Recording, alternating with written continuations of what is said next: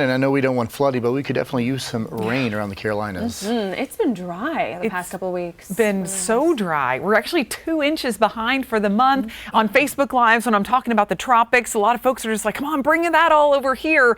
And you know, we don't want a tropical system to hit the coast. I mean, that's really not the way we want to get the rain, but it'd be nice to have a slow moving cold front, perhaps. It could bring us some good, heavy, soaking rain. Unfortunately, we're not going to get that for a while, but we have gotten the cooler air. Temperatures in the upper 70s across the upstate, 60s in western North Carolina. Tonight, down to 62, a little cooler than the last few nights, but not chilly just yet. But we will get a little bit of a chill tomorrow night. Across western North Carolina, 58 degrees, kind of fall-ish as you start your day.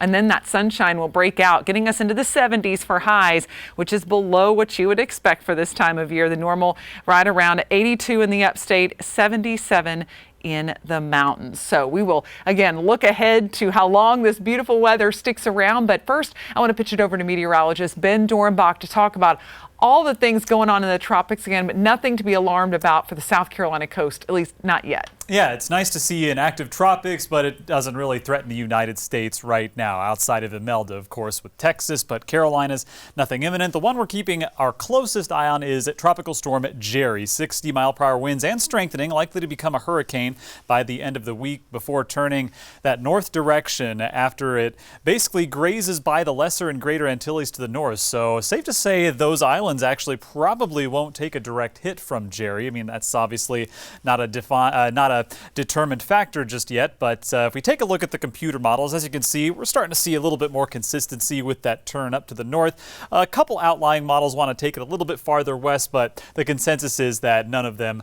are putting it into the United States East Coast at this time. Obviously, things can still change, which again, this bears monitoring, but nothing to worry about as of now, but stay tuned here in the coming days. Additionally, we have a tropical wave just off the coast of Africa with a 30% chance of developing and a 10% chance of developing with this cluster of thunderstorms just south of the island of Puerto Rico. Some models have it developing into something, so that's also one worth monitoring.